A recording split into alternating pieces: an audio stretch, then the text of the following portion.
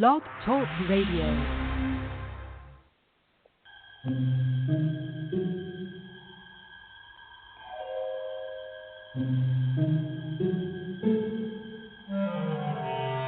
Archangels, ghosts, and Bigfoot, oh my.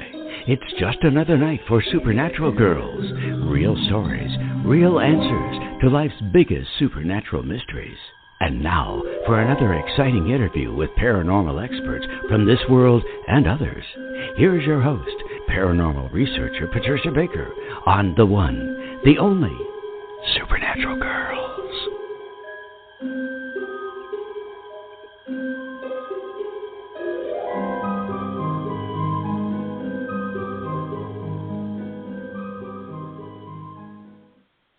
Welcome, everyone, to another exciting episode of Supernatural Girls Radio.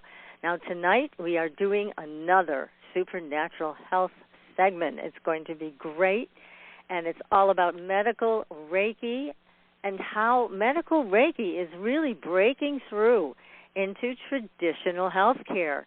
So I know you can't wait to hear from our guests, but first, PK, how you doing?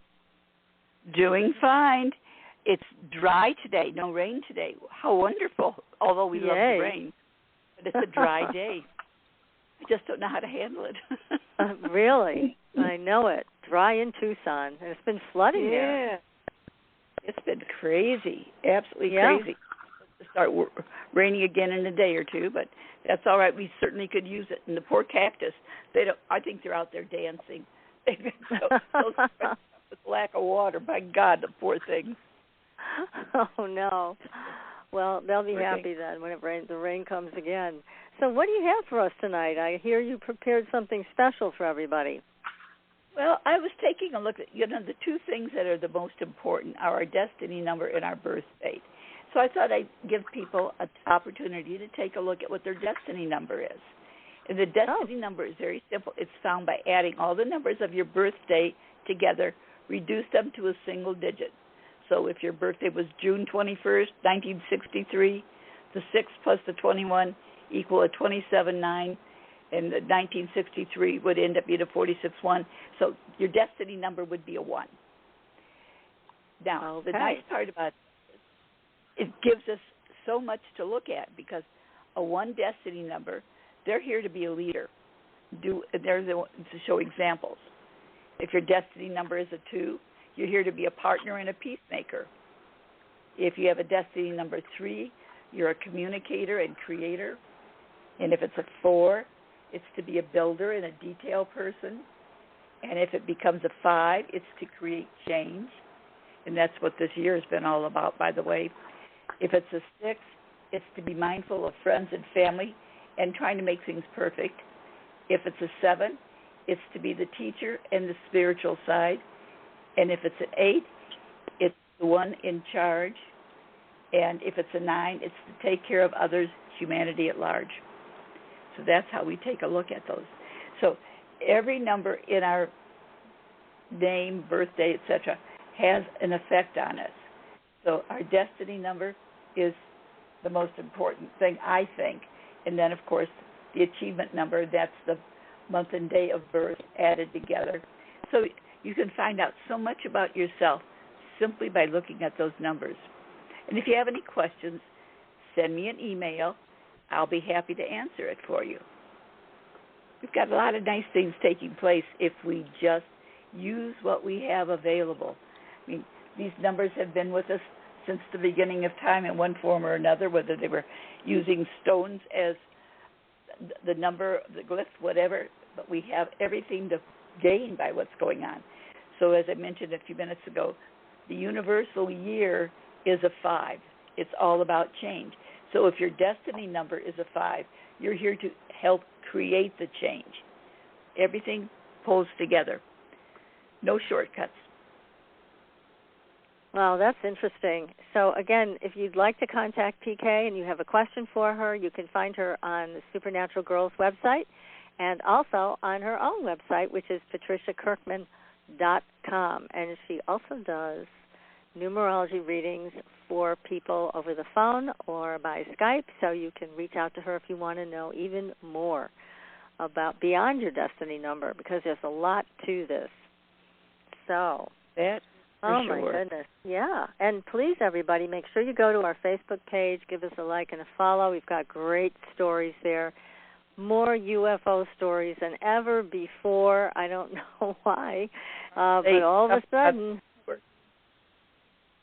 they're coming from every direction right now, aren't they? They really are. I mean, people are sending me all kinds of things. In fact, our dear friend Bob Lucas sent me a video clip of Jaws, and in this one clip, you can clearly see a UFO in the background. You're kidding. No. So I'm going to post that on our Facebook page so that everybody can see it. It's clear as a bell. It's a UFO. Isn't that something? Yeah, well, and we were talking about, how did we miss this? Well, I missed it anyways. Bob didn't miss it, but I did. Did you know it was there? No, I hadn't seen it at all. Well, you know, that's the nice thing about people that pay attention to what we do. When we miss something, they catch us up. Oh, God, yes.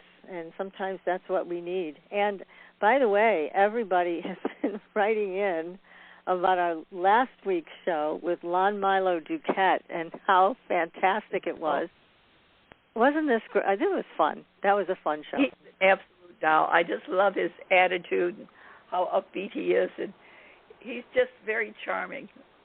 And so funny. And anyways, he was on last week talking about the power of invocation, and he also shared some very personal stories. And, oh, my God, they had us laughing, and it will have you laughing, too. So if you haven't heard that show, you can find that on our Blog Talk Radio page. And eventually you'll also find it on our YouTube page. We're trying to get caught up with the shows that we have. We have so many shows to load onto our YouTube page. Make sure you follow us there, too. That way you'll know when we're caught up. And I've also got an interview I'm posting that was a video interview with Augie Nost, and that was a couple of weeks ago. So I'll be posting that for everybody to watch as well. So tonight, oh my goodness, one of our favorite topics, which is this new emerging medicine.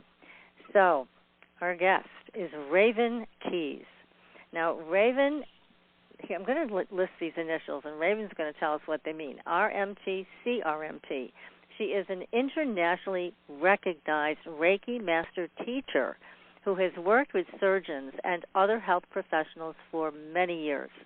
She is the author of the award-winning book, The Healing Power of Reiki, and the founder of Raven Keys Medical Reiki International. Now, this is quite an honor. Raven was also named Best Reiki Master in New York by New York Magazine. So we've got a star with us tonight. This is amazing. Right, we do. So Raven, welcome to the show. Thank you. I am really excited to be with the supernatural girls. It's a really good thing for me. I'm so happy. Well, we're happy to have you because you have a very important topic to share with our audience tonight. So, first of all, tell us a little bit about how you got involved with Reiki and healing. I was an actor, and that's how I was earning my living for quite a few years.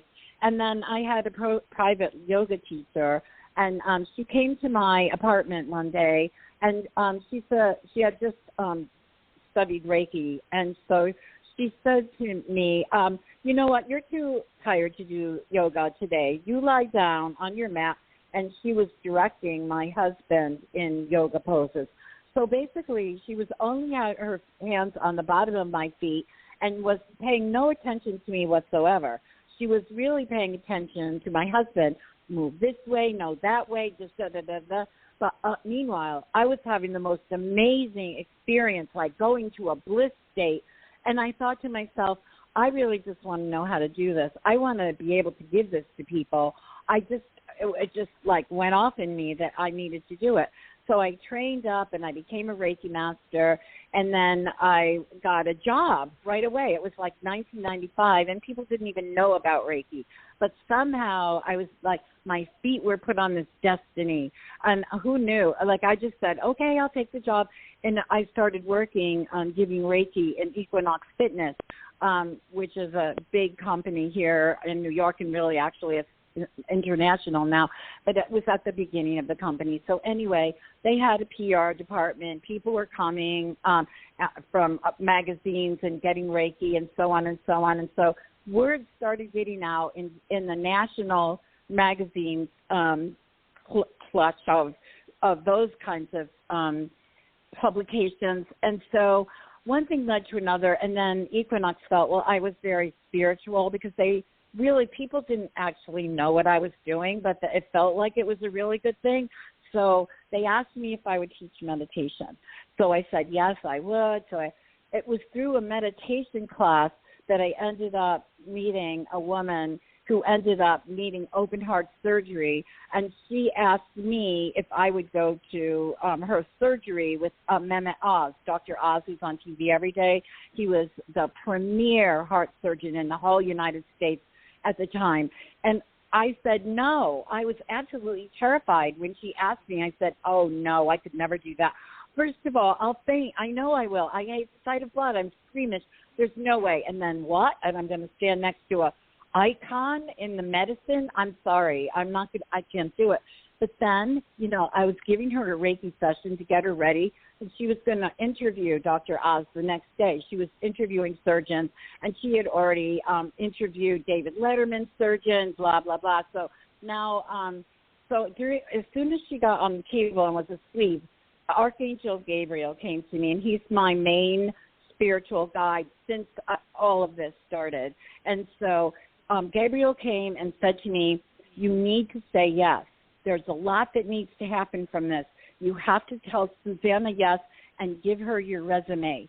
Well, I thought that was hilarious because I had just written my resume the day before. But it's like, if you are listening, the angels will tell you what to do if you're really hooked up. So I had written my resume not realizing I was going to need it the next day. And then the next day I went to teach my meditation class. And because it's New York, I have all kinds of clients here from every walk of life. And so one was an anesthesia doctor. So after class, I said to him, I have a client. She wants me to go to open heart surgery. I'm terrified, but he said, no, don't worry about it. It's not going to happen because it's not done. And so not 5 minutes later, the phone rang, and it was Suzanne, and she was like, Dr. Oz said yes, all he wanted was your resume. And it was like, I had it in my pocketbook. So, it was like, that's where it all started. Wow. That Fabulous. Is some kind of synergy, Raven. Oh, my goodness. Yes. No. So how strange. was it when you actually, the next day, when it was the next day that you actually went into the surgical suite with your client? No, she got work. She went to see him to interview him the day after we had the session, and then I went into surgery like the next week. Like I had a week to get ready. It was like, but I got Reiki. And I actually in the Reiki session that I got to get ready myself to go into this extraordinary experience that absolutely terrified me. But I had to go for Susanna. She said she couldn't do it without me, and I really loved her. And so when I was on the table and I had one of my own students giving me Reiki, Archangel Gabriel came and he put a sword down next to me, and he said, I'm going to be with you in the operating room. Don't you ever doubt it for 1 second. I'll be with you, and I'm bringing legions of angels with me. So don't worry. You're not going to be alone. And I'll tell you what, that has been the story since the beginning of this. The angels come. And I train other Reiki masters in how to go into surgery.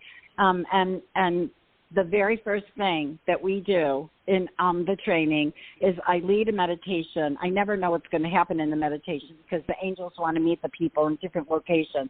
But the very first thing is they meet an angel that's going to be their assistant, their medical Reiki assistant, because when you go in the operating room, you are on your own if you're the Reiki person.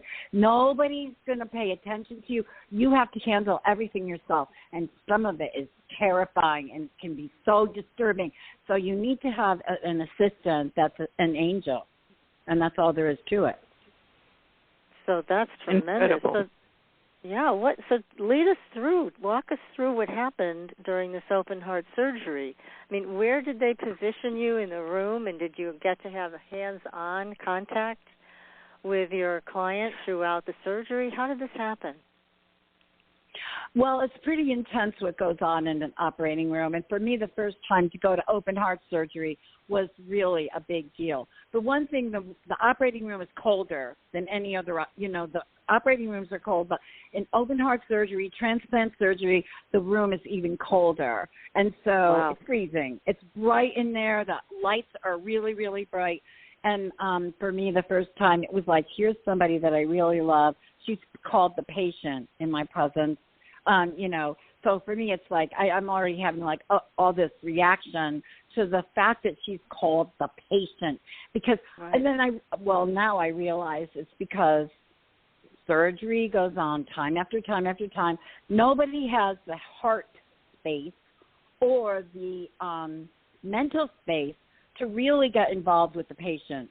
It's like they have a job to do. They have to do it. They have to do it as fast as they possibly can and still do it completely perfectly. Their focus is on other things, not the patient. Do you understand what I'm saying? So, they're doing the mechanics of it, right? Yes, they are, and it can be disturbing.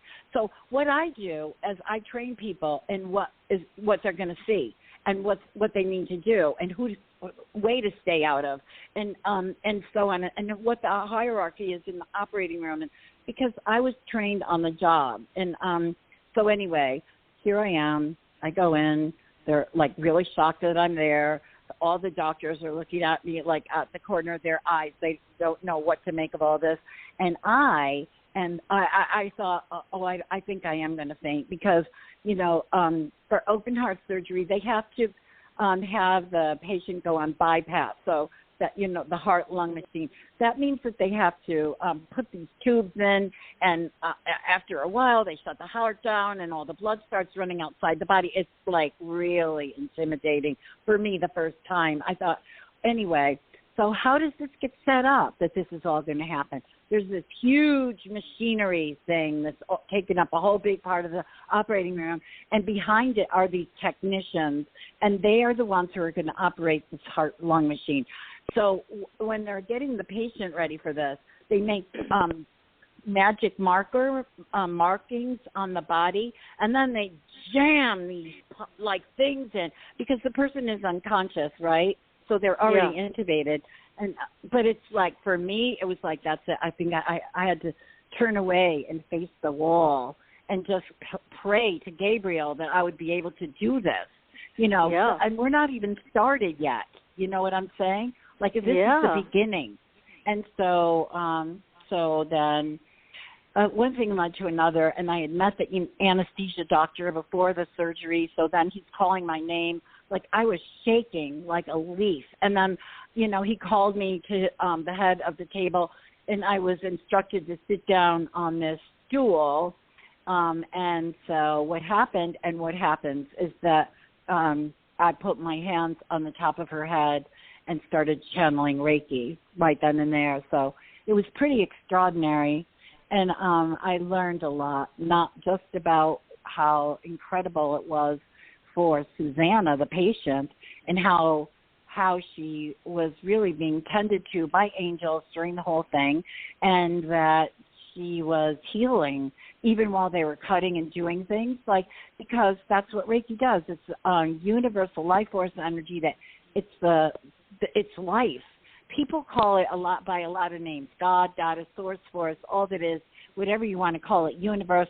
It's what makes everything alive. It's divinity, and divinity understands, well, it is perfection. So all the cells remember, it's like doing like a remembering, restoration of truth.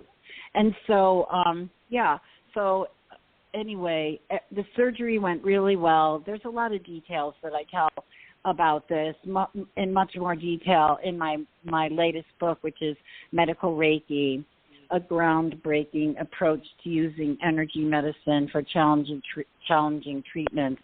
It just came out in May, and it's like really changing a lot of things, and doctors are getting in touch with me. A lot of things are going on because of this book. And anyway, a lot more about the surgery is in there. Yeah, about the first time.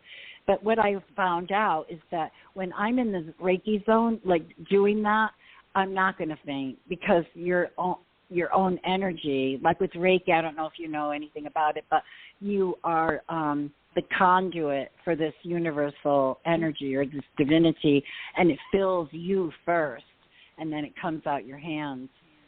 It's pretty amazing. It's so made for medicine because we don't need any equipment. We don't move around. The energy is intelligent light from the universe, and it knows what to do. So we don't have to, we can just stay wherever we have to be, depending on the surgery. And the divinity, the divine light that's coming through us takes care of the rest. It just does it. Well, your book is absolutely lovely. Yeah, it covers so much territory. I'm a Reiki master, but I have not used it very much in the last few years. But in the beginning, when I first started with, I did a lot more. I'm just fascinated by your book because it certainly gears up the thought of getting back into it more than I have allowed myself to these last few years. Yeah. Well, it's just the most compassionate thing that I feel so humbled by the fact that I was given this destiny or whatever it is that ended up happening with me. Because in the end, it's like we doctors deserve, after all they go through, I have so much compassion for them. I really do. I understand about the medical industry and what they're, what they can and cannot do can be pretty devastating to somebody who went into medicine because they wanted to be a healer and then find out, I can only do this, I can only do that. I can't use my instincts or my compassion. I have to shut it down. I mean, doctors need to get medical Reiki as much as the patients do so that they can release some of this stuff that they have to hold on to. It's really a lot. But anyway, yes, I really encourage you to take up your practice again because what are we doing? We're delivering compassion in a world that seems to be devoid of it. And Yes. We know. That's true. So amazing when you take a look at the different aspects that can be used and how it enhances everything that we're doing. We don't do anything alone, that's for sure. No. And then because Reiki, what does it do? It's the first thing that it does is that it activates the parasympathetic nervous system. That means that certain chemicals are released from the brain that are rest and restore, which is the opposite of stress. If there's nobody there to look after the patient, they have to walk into this room by themselves, all these sharp objects, people, nobody's familiar to them. They don't feel that they have a friend in the world with them, and it's terrifying. And so, of course, they go into the stress, fight or flight, hormones are being released. The body cannot heal when those hormones are running through it. However, Reiki immediately activates the opposite, so the cells are primed to receive the treatment that the doctors are giving. It understands how to heal. It remembers how to heal again. And the fact of the matter is there's so much stress in daily life with all the bad news, 24-hour cycles of news, all the violence we see all around us. It's terrible. So, I have therapists in my world because with all of us, we have people we can recommend, whether it's a shaman to do some kind of soul retrieval or somebody to do talk therapy or a doctor. We have lists of people. So I know therapists, and they are telling me that right now, at least here in the city of New York, the stress level just when you wake up in the morning is way above your head. It's because we've built up to this now with all the COVID and all the things that are going on, and then it spikes from there, depending on what happens to you today or what kind of thing you think or what kind of news you watch. It's like a spiking from the highest level that it could be over your head. It's already, So our bodies are breaking down in this stress. People are sick. So many people are ill. And, the doctors that I work with all know and have, spoken about how stress is the number one cause of disease, dis-ease. Yes. That's for stress. Sure. It is. There's no question about it. It leads to inflammation. Inflammation leads to just about every horrible thing. So, yes. But I've got a question, just to go back to the surgery. I'm so intrigued. That's a long surgery, isn't it, for an open-heart surgery patient? That's, 8 hours or something? Well, that's another thing. Like the surgery time gets cut down. Don't ask me how or why, but that's what happens. This surgery was I don't know how long it was supposed to be, but I think it was 5 hours maybe. Wow. Maybe 6. I don't know. It was it was my first time. I didn't know what to expect. It was really amazing, but some of the surgeries have been pretty long. And then the way things are right now is I go to the hospital. We haven't been able to go at all during COVID, with all the restrictions, but were I to go, and all the times that I did go, it could be that you meet the patient at 7 o'clock in the morning, and then because everything gets backed up in the operating rooms, and there's this, that, and the other, anything can happen. So I've been in operating rooms at 10 o'clock at night with somebody who was, and I got there 9 o'clock in the morning, or maybe even earlier. It's just you never know. Yeah. Yeah. That's not all in the operating room. Yeah. I mean, there's pre-op, and then there's the operating room, and then there's post-op. So, yeah. And so you stay through all of that. That's why it would be so long. So you stay and you treat them through everything, all steps of the way. Wow. So that puts in just a lot of hours for you. So you put in a really long day with that. Yeah. Well, sometimes, yes, indeed. And, yes. And in today's world right now, this is all a big breakthrough at the moment. Dr.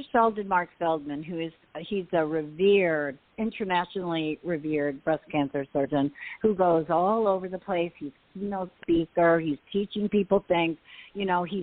And he wrote the foreword for my book, and he really loves Reiki to the point where we're working now. He was the one who advised me to start a company, by the way, to hold all these gold standards and best practices that I created based on my own notes over all these years.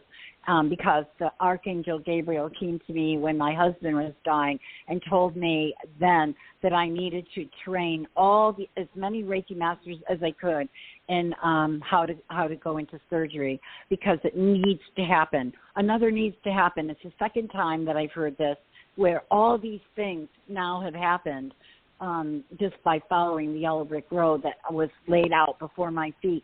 But Dr. Feldman, because he is so into Reiki, I'm the only Reiki master on this planet who has been blessed with the opportunity to take care of a breast surgeon, any surgeon. There's nobody else who's done this, who sent his patients to me sometimes from the moment they were diagnosed with cancer. And they were so freaked out they didn't know what to do. He'd say, get in touch with Raven. So people came to me. They didn't even know what I did. They just came to me because they were scared and everything else. And the doctor said, here, call this person. And you know what? I'm the only one who's ever taken care of patients from the moment they were diagnosed with a serious disease all the way to the end of their treatment. That's fabulous. Yeah, that's remarkable. So I would imagine, what about with cancer patients? The same thing? You walk them through all of their chemo, you give them Reiki treatments throughout? Yes. Mm-hmm. I've done that for sure. Mm-hmm. Yes. Raven, yes. What about with COVID? Is there a way of working with people that are dealing with that right now? Yes, actually. I have a very specific distance Reiki process that I was taught by the Reiki master who trained me that a lot of people don't know anything about. And the thing about it is it's amazingly powerful.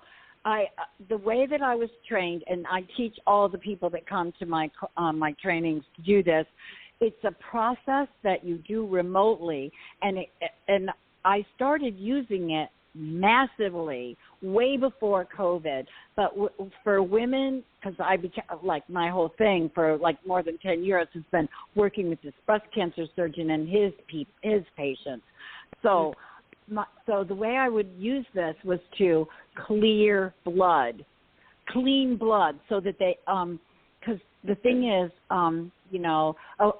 one could be told, okay, you're done with your chemotherapy, depending on what the situation is. Now you're going to get your surgery next Wednesday or Thursday or Tuesday, whatever the day is. And so all these things go into high gear now. Grandma's coming from California. All these mothers are lined up to take the children. This is New York, to piano lessons, to dance lessons, da-da-da-da-da.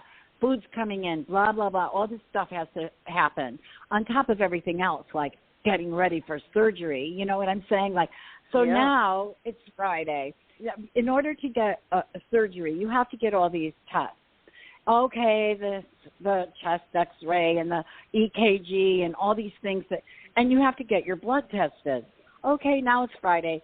Surgery's scheduled for next week, and now on Friday, the doctor's office calls and says, "I'm sorry, but your blood isn't good enough. You can't get surgery next week." Do you know what kind of a meltdown that creates? It's unbelievable. And in my case, and for all the patients I ever worked with, I said, don't worry, we're going to do this thing. We're going to clean your blood, because they always tell you, the woman's crying on the phone, they say, well, you can come back on Monday and we'll see if you could get surgery on Tuesday or whatever the day is. It's never failed that they got their surgery, because this works so powerfully.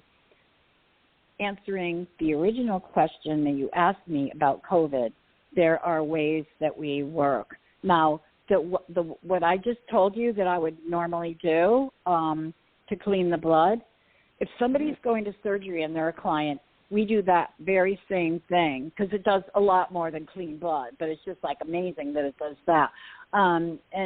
So we would do that the night before surgery, and then on the day of surgery, we have a certain thing that we would do.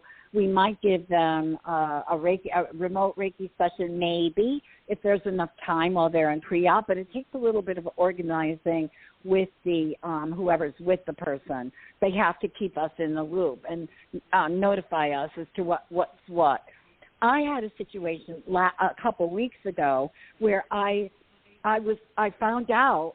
I was on vacation. I was in Wales with my boyfriend, and we were it was Monday morning, and we were leaving later in the day. I got a call that a client of mine now unexpectedly was on the way to surgery to get a lung transplant. I was beside myself. Everything I would normally do was out the window right now. Everything I would normally do to get somebody ready for surgery was now not able to happen. And so I sat there with that symbol that I'm talking about that does all this magical work, and I was just praying, Gabriel, what am I supposed to do? What do I do? And I was told what to do, and I was shot into the operating room. I can't even explain to you what happened. It was so amazing, and I used this procedure that I was taught in another situation, and this only just happened a few weeks ago, and I used it again, and I was shot into the place where these procedures were happening, and I can't even describe in words what's been going on with these remote healings. And not only that, during COVID, all the medical people who have been just wrung out to the max have been able to get remote Reiki healings because I was really blessed a woman came here from Sligo, Ireland, and she learned medical Reiki, and she was so excited about it that she worked with me to start a division of my company in Ireland. So now I have Medical Reiki Ireland, imagine that. And so she put together a program. It's called the Reiki Buddy program, and she did this when things were really raging all over the world, and especially in New York. And so there are all these Reiki practitioners from all over the world who are volunteers on one end of this, and on the other end are medical people who are crashing and burning with stress and grief and everything else, who are able to make appointments using her website so that they can get a free 30-minute Reiki session. And it doesn't matter where they are. Like, you're in New York, but the person that matches the time that you want to make the session for is in, I don't know, Belgium, Ireland, England, anywhere, because it makes the connection between the time. It jumps time zones. Wow, that's great. So there's no limitation here. Time space doesn't really hinder anything when you're working with this whole medical Reiki system. Let me ask you another question. You mentioned about that your husband was dying, and does Reiki help with the passing process? I mean, when it's your time, you go, So does it help with that also, to make it more peaceful, less painful? Yes, it does. Yes, it does. We have people that are medical Reiki masters who that's what they do. They work in hospice, and it definitely makes a huge difference, huge. And, in that case, you can really help the family and so on. And also,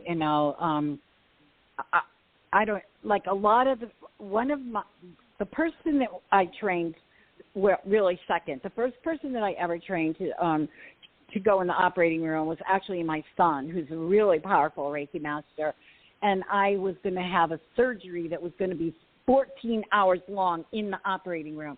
And I knew that I couldn't do it. So I trained him up, and we sort of like did a tag team thing. I did the first and part of it, and he did the second part of the surgery. And so, but the second person that I trained was Lisa Wolfson, and she came to my surgery. I lost my kidney from being at ground zero. All the poison went into my kidney and crashed it. So, I had to get my kidney out. Yeah, and she came with me. So that's how it all started with medical Reiki. But then Lisa is an end-of-life doula trainer, and so a lot of people that are medical Reiki masters are end-of-life doulas. And all of us, for the most part, are clergy and integrate, non-denominational churches, people that, and that have healing as the tenet of their, church. So it's like going back to what it really means in the operating room. I've never been in the operating room and somebody passed, but I'll tell you what, if that happens, we know what to do. Everybody's connected to their angel assistant. They're talking to angel. That's what we're doing. We're like the spiritual force in the room. That's what we're doing. We're activating all the spirits in the whole room. And so the guardian angels, everybody has a guardian angel, whether they believe it or not or want to know about it or not. It is the case. And I was talking about the second time I was shot into the operating room using this procedure that Gabriel taught me. Well, what I was doing in there, one of the things I was doing was I was told, take my finger and touch the tops of all these angels. And it was almost like I was like lighting candles. Only thing is, they were already lit. You know what I mean? It was like making connections. I'm sorry. I think I just go all over the place because I have so much information. No, you're so not. many things I want to say. We're enjoying this. You're very informative, and great job. You've got some amazing experiences to share with us. I mean, let's face it. Years ago, we probably never thought this would be something that would happen. that a medical Reiki practitioner would be in a surgical suite. I mean, who would know that this is even possible? But here it is happening today, and you're able to train other people to do the same thing. And it's a wonderful marriage between traditional and alternative medicine, and it's so needed. It really is. And you know what? It is needed. It really is needed. If you could see what goes on in an operating room in a day, like when there's so much really near miraculous things that can be done by surgeons, they are like really something, and they think on their feet and they know what to do. If something happens, they have to change their plan. But guess what? If the patient dies, they take it really hard. They really do. And the thing is, if we're there, if a medical Reiki master is there, everything is different because we're already talking to the angels. I know, I've never been there when somebody passed, but I already know that we will be notified that it's time. And we will be told a lot of things that we can then tell the surgeon so that they don't take it so hard. And then we can get, in a perfect world, then we could give a medical Reiki to the surgeons right then and there so they could get it out of their system. Yeah. That's wonderful. That's going to be better for the next patient. Now, do you also do anything with in-office procedures that aren't as involved? I mean, do people want you to come for certain procedures? Tell us about that. Well, a lot of chemo, lots of chemotherapy stuff. Okay. And, and, well, you see, I have people that are doing all kinds of things because I have trained people now who are all over the world. And even though I've trained these people, we need so many more people available to do this work. And once the dam breaks, it's going to be, everybody's going to want it because right now, Dr. Feldman was telling me, because we're doing a research project now, the National Institute of Health will not give research dollars to Reiki because the research that has been done is not good enough for them to open their coffers of all the money that they have to fund research because they're not sure that the money's going to go to good use because they don't know that it's going to really work. The research isn't going to bring back the results that they would expect to happen if they're going to fund something. Well, don't you find, though, I mean, truly, Raven, I mean, the NIH funds research organizations and scientists that are going to produce drugs. I mean, they really don't get involved in anything but pharmaceutical industry. I know that I used to have a client years ago, and they had invented a machine that was based on phased array technology, microwave technology, because they discovered something that the Egyptians also knew thousands of years ago, that high heat kills cancer. So they were able to treat breast cancer patients with this machine. I interviewed them, and they said the only thing they felt was high heat, and then the tumor was taken out, and it was completely dead. So it worked. And let me tell you what, as a public relations person, I had to work overtime to get anybody to say one word about this technology because, let's face it, you got to follow the money. Who's paying for those advertisements on television? It's the pharmaceutical companies. So they don't like to give money in the direction of Reiki. They don't like to give money in the direction of high heat killing cancer and curing cancer. They just don't like to do that. It's all about the money, unfortunately. But luckily, people are conscious enough to know that they need something else, so they can turn to you. Yes. And your students. Well, yes, but we have to be allowed in. You know what I'm saying? Like there has to be. Yeah, that's the trick. We're standing right at a doorway right now, and the thing has to be blasted open. And that's what, so Dr. Feldman is so revered, and the whole research team that he has together are like rock stars. And so I'm like training the Reiki people even though this is my thing, I don't think I could, like, even do any of the work because it's, you know, I'm the founder. There would be a bias within me, blah, you know, whatever. So I have other people. And so the reason that this is all happening, and all this has been funded privately by a lot of them, Reiki mostly by Reiki practitioners from around the world. Research is expensive. $10, $5, $50, $25, $500, $100, little by little. It took a while to get this money together, I'll tell you. But we've got it, and we're ready to start. And we were ready to start, and then COVID came. But everything happens for a reason. But anyway, Dr. Feldman is doing this so that there will be the kind of proof that will open the coffers to the NIH. They'll have to do it. The thought form behind it. That would be wonderful. That would be absolutely wonderful. So, but you do have a lot of doctors who are open to this, obviously, and with Dr. Oz starting this off, somebody so well known as a heart surgeon, I would think that doctors would pay attention to that. Do they? Well, you know, I'm just doing, like, I have to say yes. The big answer is yes. But the thing is that right now I am totally involved in just getting the word out about this. Here we are. You know, it's like this is getting the word out into the world. Right.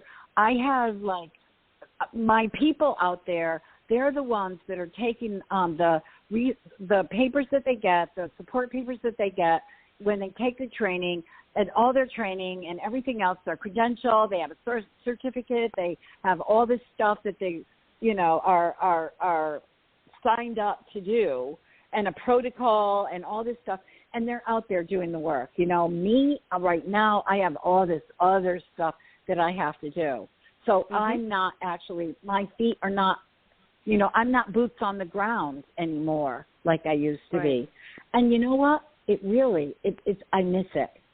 Working with people who are jammed up, their back is against the wall, and they are so scared, and they are so frantic.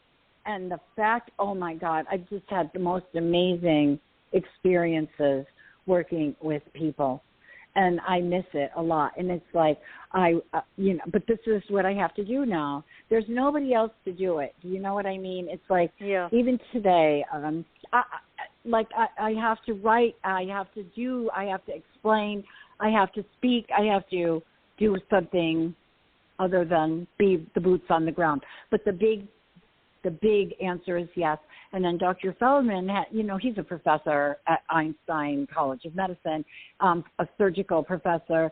And he was telling me about a month ago, we had a conversation. And he said that, we have to have a sham arm of the study, which means that, you know, there's somebody there that's not, they look like they're giving Reiki, but it's not really Reiki. And so always this has been a part of the conversation. And so you're like, oh, well, you know, maybe the medical students can do it. This is out of my hands. This is up to them, the research team.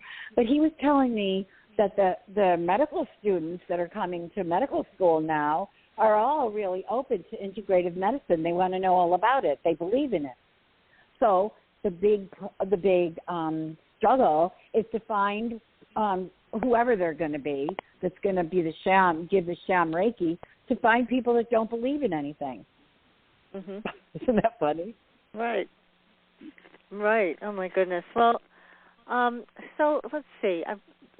When you used to work on people, when you were boots on the ground, did you find that there were certain energy blocks that you encountered with certain types of diseases? For example, chronic illness, autoimmune disease, that's one category. Cancer, that's another category. Did you find any similarities there with energy blockages? You know something? For me, every person is so unique. And in my training to be a Reiki master, Mikao Usui, I had this particular paperwork that was from him, from back in the day and passed down from Japan and ended up in my hands. And one of the things that he said was that you don't need to know anything about anatomy or disease to be a fabulous Reiki master. And as a matter of fact, if you're thinking about certain things, because of the fact that we are creators, we're not taught this really by society or by religion for the most part or anything, but we are creators of reality. Our thoughts and our emotions create actual results. And so my job, what I have tried to do since the beginning, is to just be an open channel. I'm not looking around. If angels tell me something during a session that X, Y, or Z, I will ask them, do I need to say this to the person or do I keep it to myself? And then I act accordingly. But I cannot say that I know anything about the question that you just asked me because I'm not investigating that way. There are medical intuitives, and that's what they do. They find out what's going on, inside a body. They can see disease and what needs to happen. That's not my arena. I'm strictly a channel. I'm strictly a conduit of this energy. And all I do is I sit there and I ask to be the hollow bone. I ask to be the hollow bone. I try to know nothing, if that makes sense to you. Yes, yes. Now, does this healing ability or this channeling ability run in your family?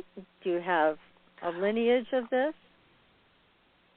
It's possible, but I'll tell you, my grandmother, my father's mother, she was pretty magical in her own right, and she had her sisters. Something was going on with them. Nobody ever spoke about it, but it was just like they just knew things, and it was very lighthearted and no big deal, but I really always felt so happy when I was around them because I felt safe and protected from God only knows what. But my mother, I know, was psychic, but she was raised Catholic, so that was very, very tricky area for her to wander into. So she didn't ever talk about it. But we all knew that she was because she would know what was going to happen and stuff like that and have these dreams and everything else. But it was like it wasn't very good for a Catholic thing. But I tell you what, I really do believe because of my own experiences with my own healing and really being committed to ancestral healing because of Dr. Bruce Lipton and the discoveries that all these scientists have made, that we, so many of us, have DNA shifts because of, it's called epigenetic change, because of trauma that our ancestors have gone through. And I mean, they can measure it. It's like, so, okay, so one night when I was really thinking about my Italian side of my family, my mother's family, all of a sudden I know as surely as I'm speaking to you right now, that somewhere in the past, one of my ancestors was definitely burned at the stake because I experienced it, and it was terrifying to me. And, I think that all this persecution of women who are healers is really something that gives us pause sometimes, whether we're aware of it or not. But there can be like a moment of being afraid, because even if our ancestors were not burned at the stake, it's very likely that one of our ancestors at least witnessed that. And you know what I mean? It's like everything affects everything else. And in my I think that's fascinating. Yeah, I agree with you. I think that is true.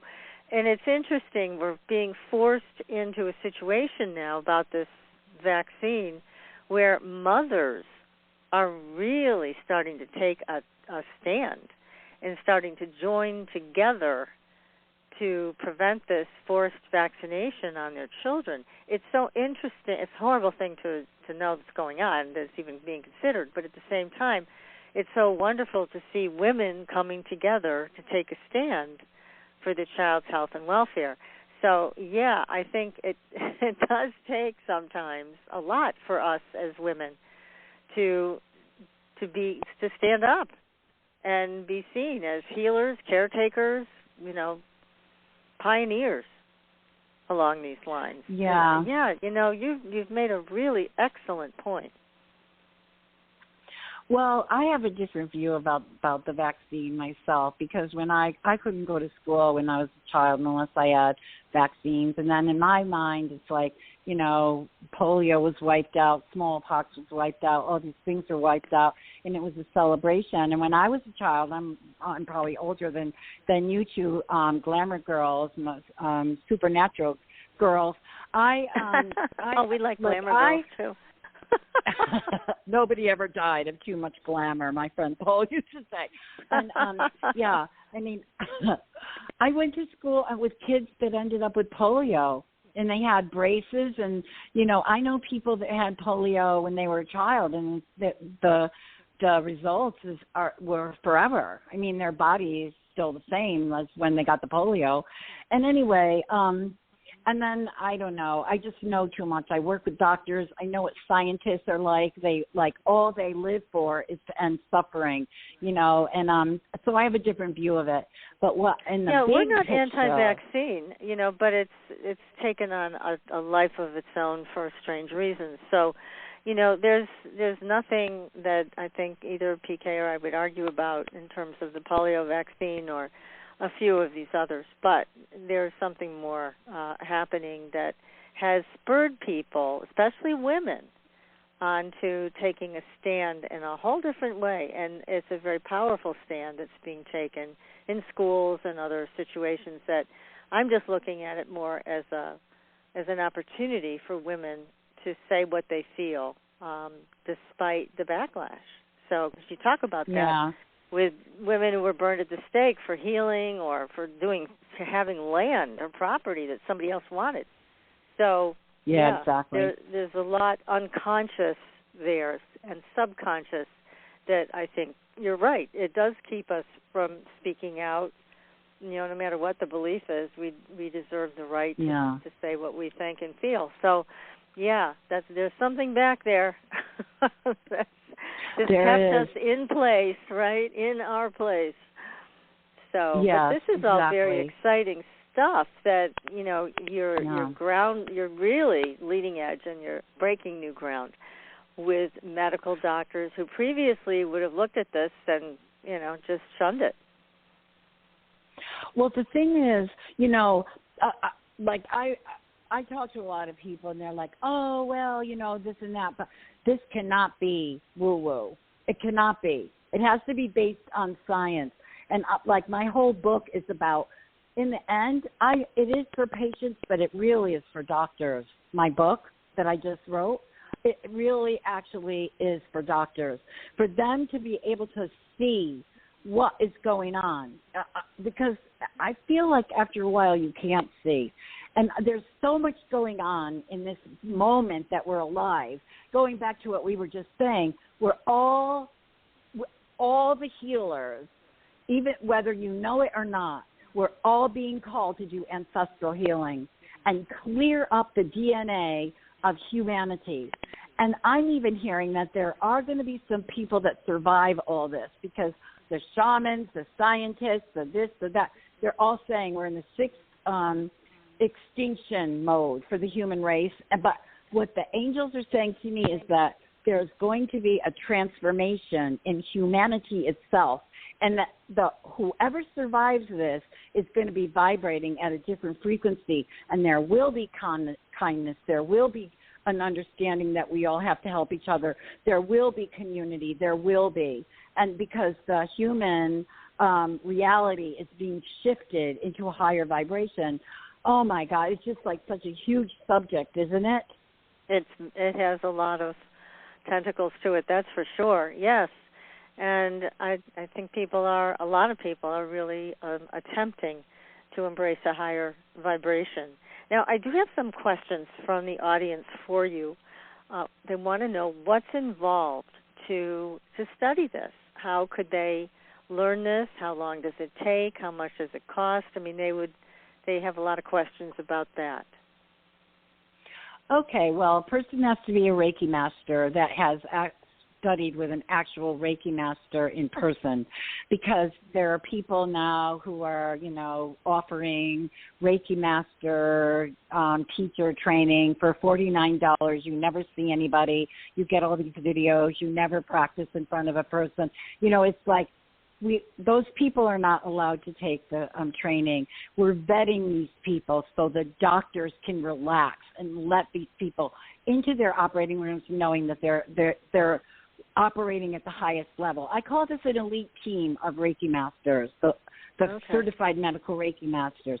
So to take the training, you have to be that. You go to the website, RavenPeaceMedicalReiki.com. There's a form there you can fill out and say you want to take a training. Then my business manager sends out information. And then there are different times that it's happening. Right now, everything's on Zoom, so people are picking what time zone works for them. And then you have to send in your Reiki Master certificate, because it's just got to be. And then I can't remember. You have to go on the website and see how much it is. It's $700, I think, or $750 to take it. It's like a weekend that is jam-packed full of information.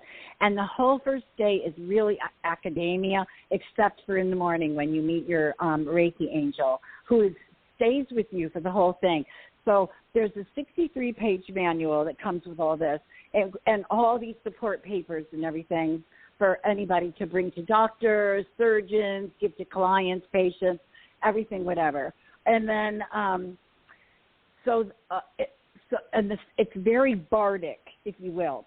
The manual is like a skeleton to the work, and the real teaching is heart to heart. It's like, this is what happens. This is the story. This is what you need to know. This is how you hold the energy, in the operating room, or this is how you do this, and this is how you do that. It's more like instructional that way, but it's like it's too much to even write down. And you know what I mean? It's like, and also it's delivered. The people who are taking the training are the ones that gauge or they affect how the information is going to be delivered to them. I've trained doctors and, of all different ilks. I trained my first surgeon a few months ago, which was really a thrill, a surgeon in California.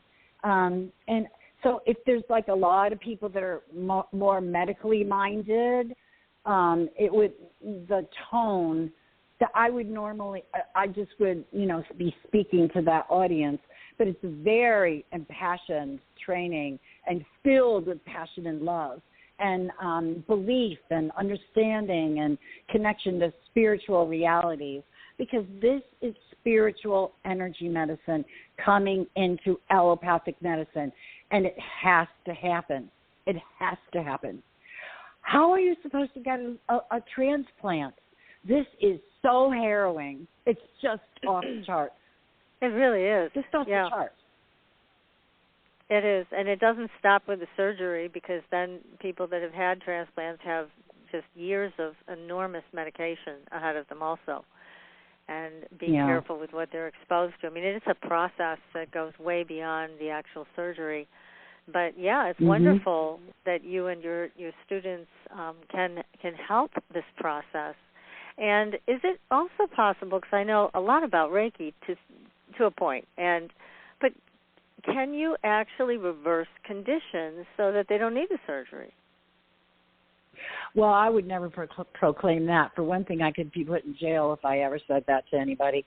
If you're going to work in medicine, you have to be very careful how you go about things. I do believe that in some situations that could happen, but I think it's rare.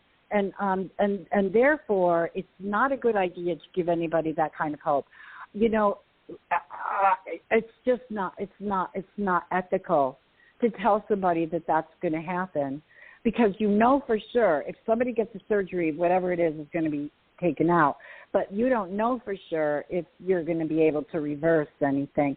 I do know that in one of the I went on a whole thing about E=MC², because the Archangel Gabriel told me, you have to know what this means in relation to healing.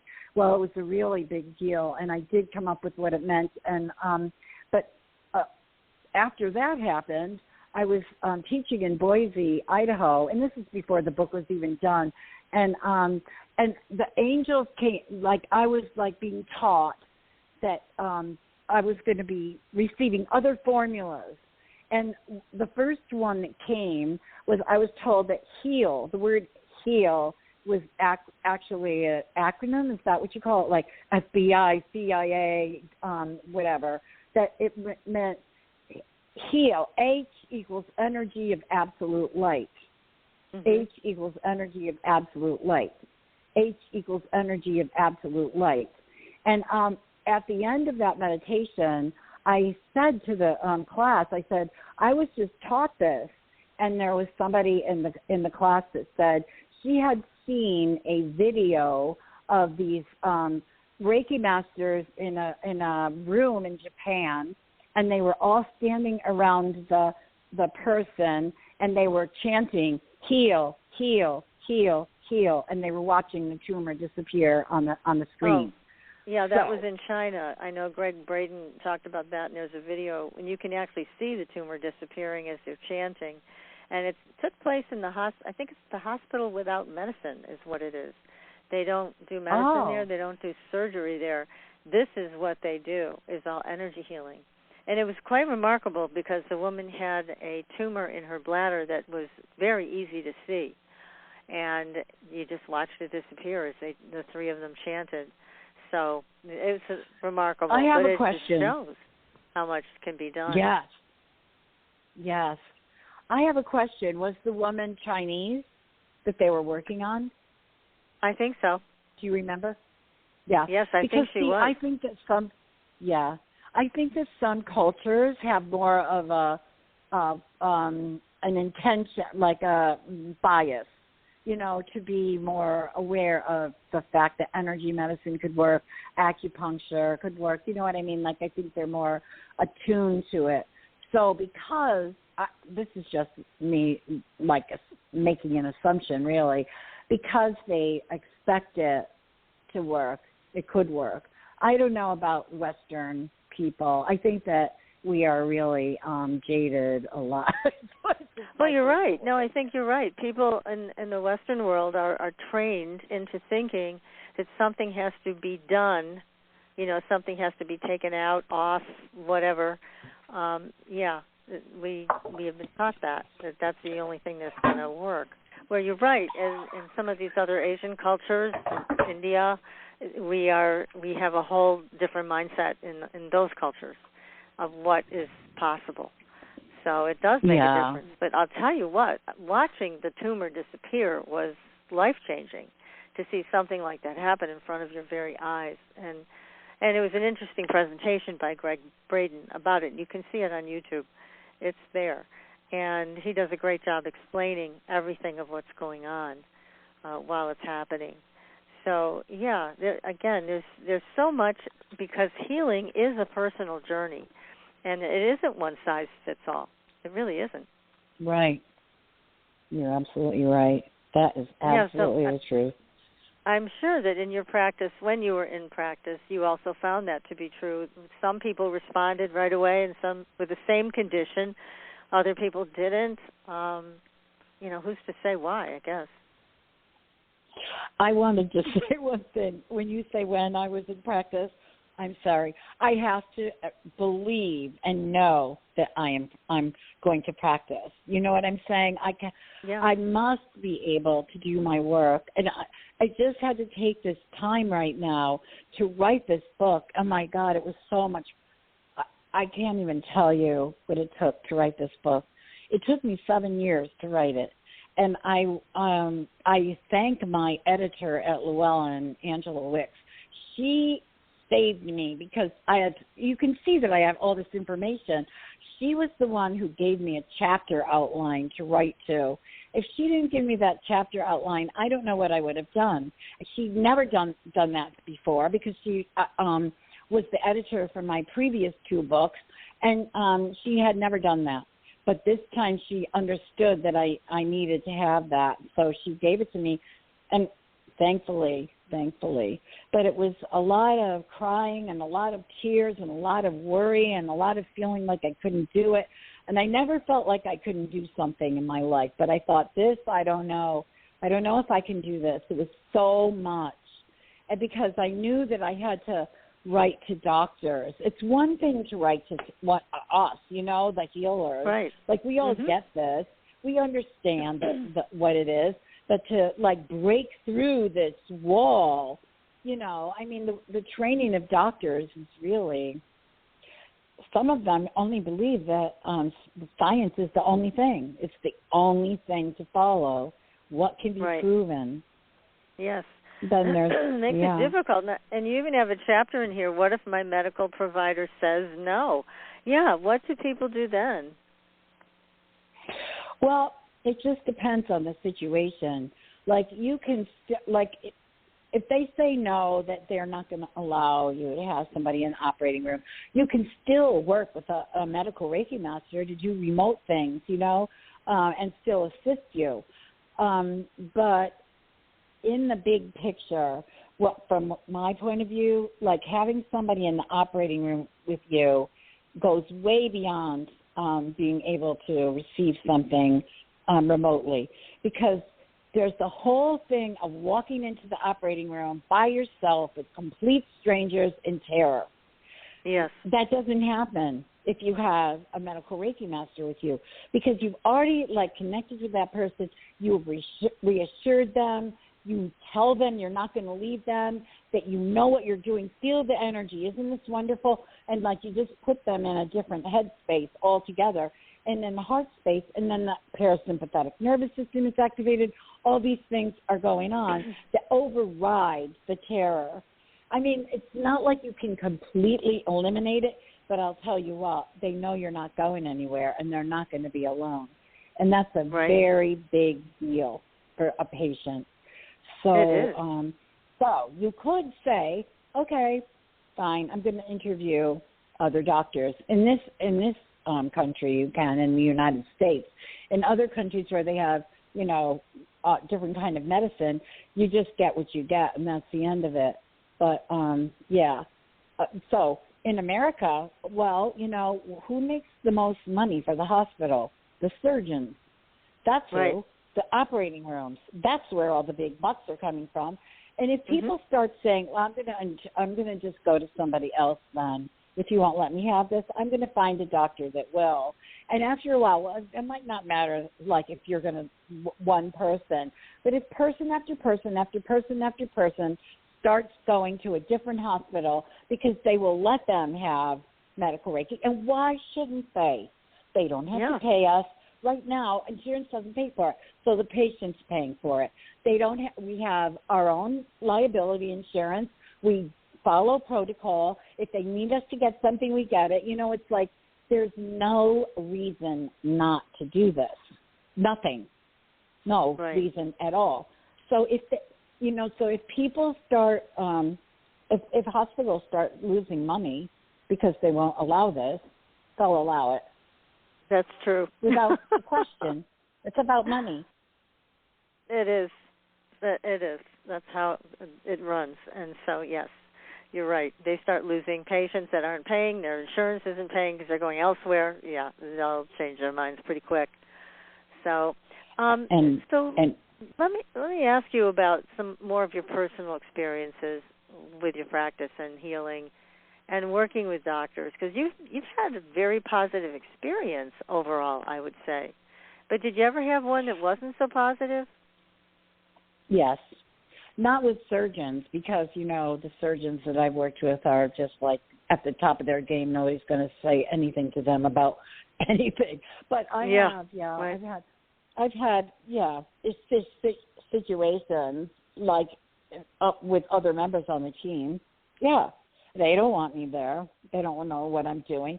But I just managed to go through all this and take things on the chin, really, because I get it about the patient.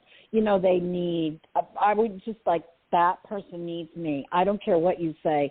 I'm sticking with them because I know they're terrified. The people that have given me, grief in any way, shape, or form, to me, they're not connecting to the patient. They're just in their own head. And there's a lot of ego. Believe me, it's like these people are so smart in their minds, and the medical geniuses. I can't even believe, like, I saw recently Dr. Feldman was speaking to the hospital staff. They have a thing at Montefiore where it's Friday mornings with some doctor. And I know him. I've been in the operating room with him time after time after time after time. And he's teaching, but I'm busy. You know what I'm saying? So I know that he knows a lot of things. But to hear, like, how much he does know, and he was, like, talking so fast and talking about all these different procedures and all this different information that's so technical and scientific and, medical. I thought my jaw was really actually dropped to hear all that. Yeah. I mean, they are geniuses, a lot of them, and it doesn't necessarily translate to a bedside manner either. They're good at what they do. Right. So, but I was just wondering, I mean, I'm sure you've encountered other people in the operating room, not surgeons, that resent your presence. But again, like you said, you're there for the patient. You're not there to do a song and dance for these people. You're there to take care of that patient in a different way. So that's what you do. Now, when you did the patient for the heart surgery, the first one, and were you sitting at her head the whole time, or did they have you move to you just sat there the whole time? Wow. Okay. Yeah. Yes, I did. Yeah. That is a long 5 hours. Yeah, it is. It's a lot. It is. But then, it's like you go into the Reiki zone too, and then it's kind of like being on vacation a little bit in the middle of a really intense scene. I don't know. It's really almost like, wow. It's a lot. It really is. And I can't say that every doctor was really nice to me either, because some of them have not been. But it's not the lead surgeon. It's like another, part. I mean, there are teams of surgeons that come in to do a surgery. It's not just the lead one. But nobody wants to upset the lead doctor, the lead surgeon. That's right.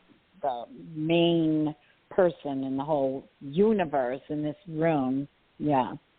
Yeah, keeping the patient alive. And, it is a team. Of course, you have the anesthesiologist there and other things going on at the same time, especially when it's a big surgery like open heart. That's just huge. But, my goodness, what an exciting life. I mean, from an actress to a healer to this level of medical Reiki. It's so exciting. And you have your son involved in this, too, you said. Yes, he was very instrumental in starting all this. He sort of like stepped back from it now because he has other interests that have called to him. And we're all doing our own thing. It's like I don't put any pressure on anybody to follow me or, to me, I always say it's not about me, it's about it.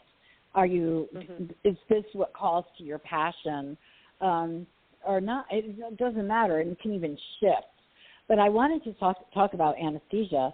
There's a book called Counting Backwards, and it's written by a doctor of anesthesia. I'm sorry, doctor, that I can't say your name, but it's like a hard name to say, but Counting Backwards.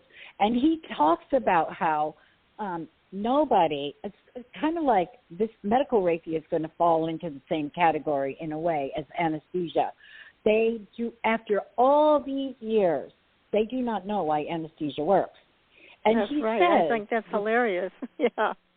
They don't know. And he even says in the book, he says, in a lot of ways, I'm just a faith healer. Well, how about that? A faith healer. Anesthesia. Yeah. That's an excellent way to say that. Yeah. Yeah. Yeah, I was very surprised to learn that they didn't know how anesthesia worked. After all this, and they use it every single day, but they don't know how it works. Exactly. So I'm just looking it up, this book that you just mentioned, Counting Backwards. It sounds fascinating. A Doctor's Notes on Anesthesia is the name of it, and I'm just looking for his name, too. Let's see what it says. But, yeah, I mean, it's interesting that he said that. So you guys are really two faith healers together. Henry J., and it is a strange name, Prisibilo, it looks like. Yeah. MD. Not all anesthesia is ever happy about having Reiki in the operating room. I'll just say that. Yeah, I bet. It's like, whoa, it's like, really. Because guess what? Anesthesia, they're in that's what they call it in the hospital. That nobody ever says anesthesiologist or anesthetist.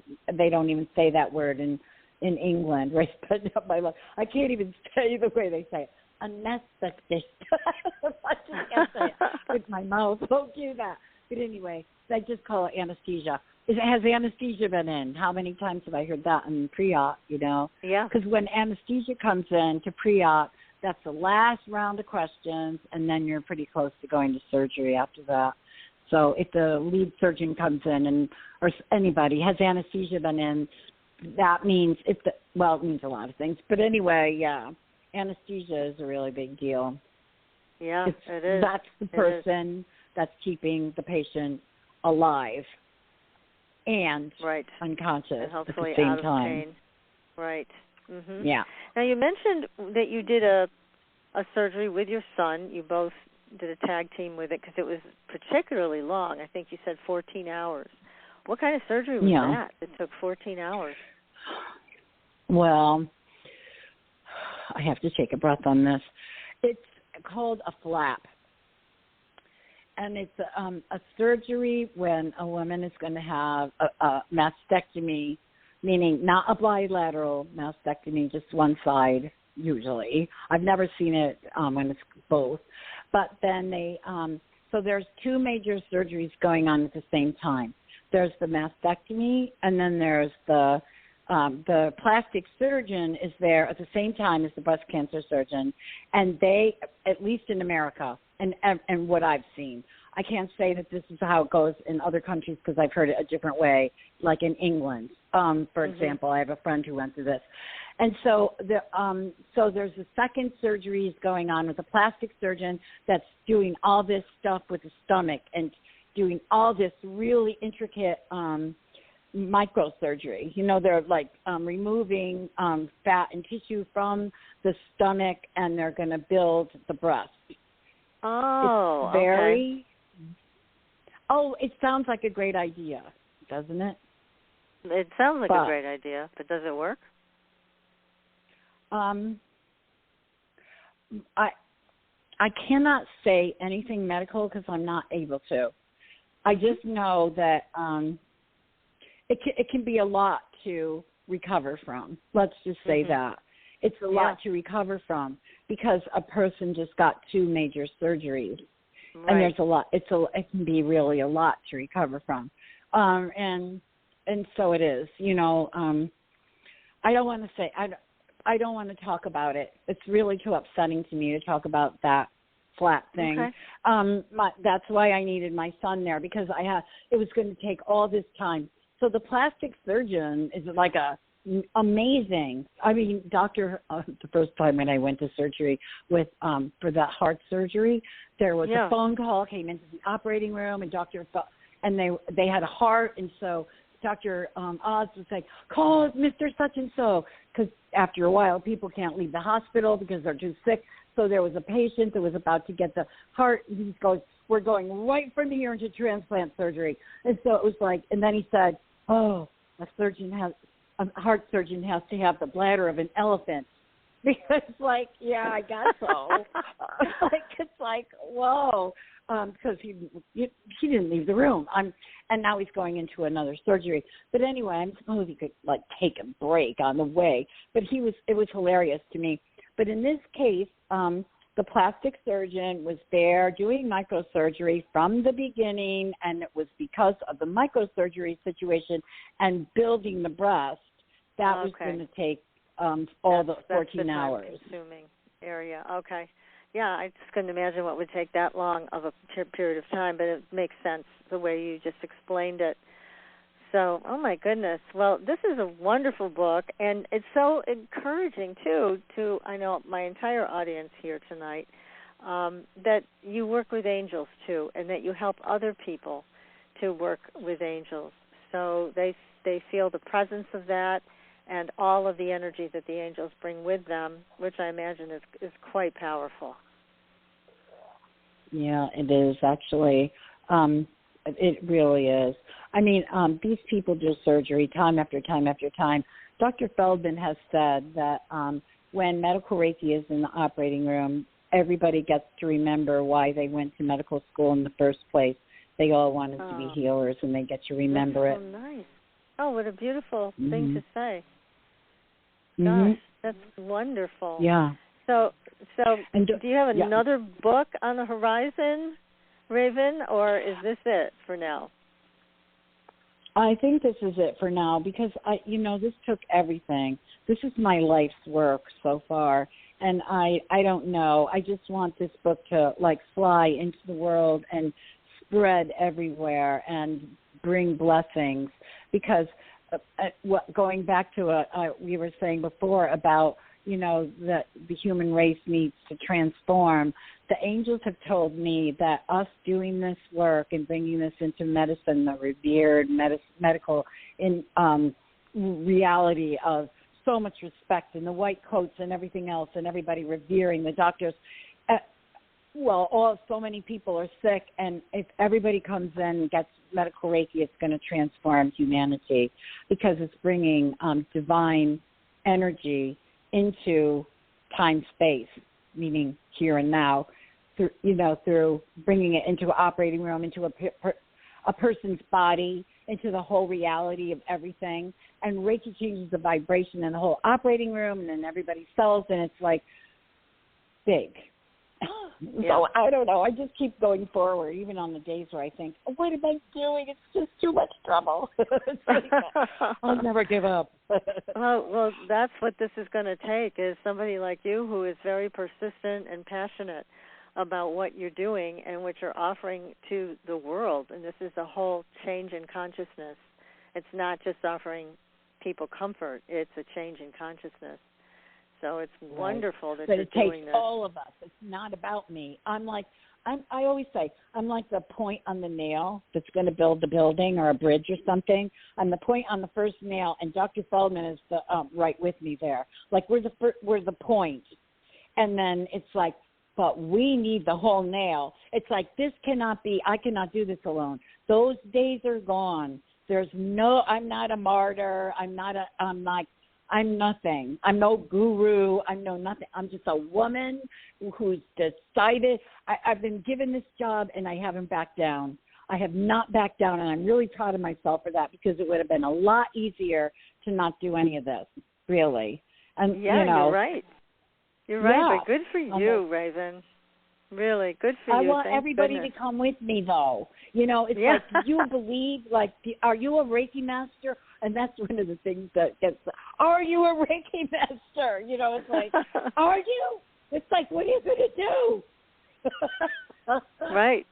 Well, look, even just tonight, coming on the show and talking about this, you re-inspired PK, who had to leave a little bit early tonight, but she's now all inspired again to get back into her practice. So, one person at a time, and I'm sure you reached a lot of other people in the audience tonight because I had a lot of questions, as I mentioned, about training. So this has been great, Raven. Congratulations on so much of what you're doing. It's just so powerful, so useful, so helpful to all of us. And the name of the book, again, everybody, is Medical Reiki, a groundbreaking approach to using energy medicine for challenging treatments. It's just great. Raven, what you're doing. And I can't thank you enough for being on the show with us tonight. Thank you so much. Please keep us posted. We're going to be visiting your website, see what else is coming down the pike with you. So thank you. Thank you so much, Patricia. My love to PK. And thank you so much for allowing me to be with you, supernatural girls. I love it. Thank you. Well, we love it, too, because we get to meet wonderful people like you who are leading us to a better way of life. So thank you again. Next week, everybody, we'll be back with another great show. And until then, we'll see you on the Blue Highway. Good night. Thanks for listening. Tune in next week for another radio adventure with Supernatural Girls.